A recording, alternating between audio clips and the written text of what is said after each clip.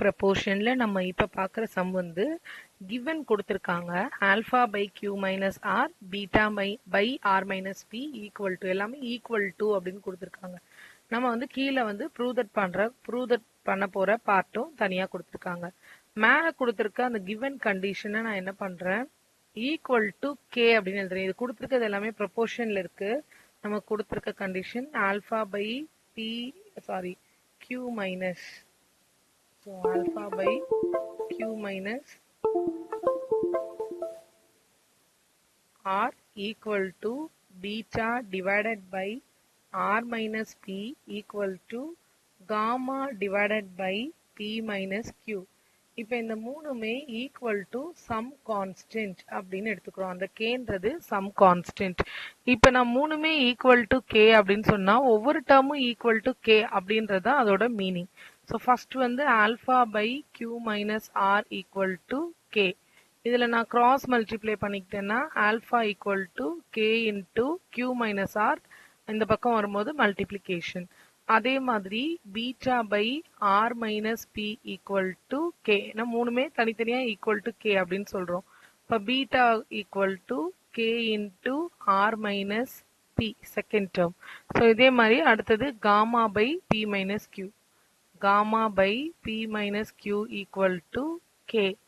So அப்போ காமாவோட வேல்யூவும் k into p minus q. இப்போ எனக்கு இங்கேருந்து என்ன தெரிஞ்சிச்சுன்னா ஆல்ஃபா பீட்டா காமா தெரிஞ்சிச்சு. நம்ம கொஸ்டின் என்ன, ப்ரூவ் தட்ல என்ன கொடுத்துருக்காங்க, alpha plus beta plus gamma வந்து ஜீரோன்னு ப்ரூவ் பண்ண போறோம். இந்த மூணையும் நான் இப்ப ஆட் பண்ண போறேன்.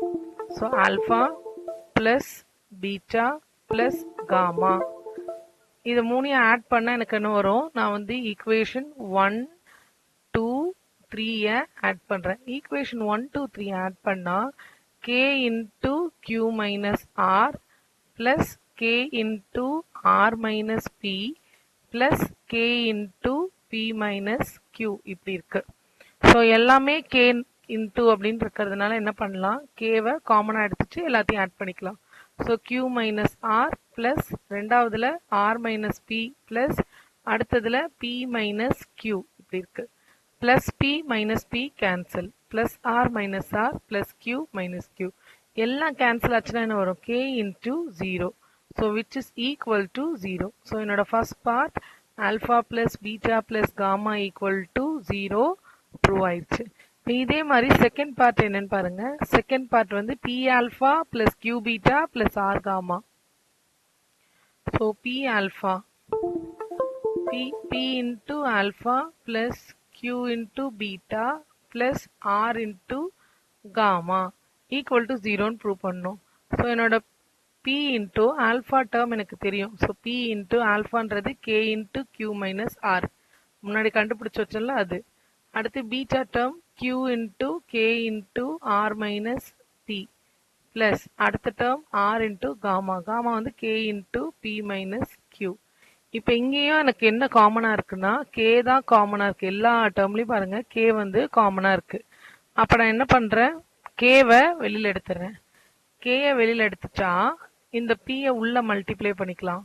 ஸோ pq அடுத்தது பண்ணும்போது மைனஸ் pr. இப்போ இங்கேயும் k நான் வெளியில தூக்கிட்டேன், qr பிளஸ் qr. அடுத்தது இங்கே பண்ணும்போது மைனஸ் qp பிளஸ் k வெளியில போயிடுச்சு, rp மைனஸ் rq எல்லாம் கேன்சல் ஆகுதா பாருங்க. மைனஸ் qp பிளஸ் pq ரெண்டும் ஒன்று தான். Minus pr plus pr minus qr plus qr equal to 0. So ரெண்டுமே equal to 0 நம்ம prove பண்ணியிருக்கோம்.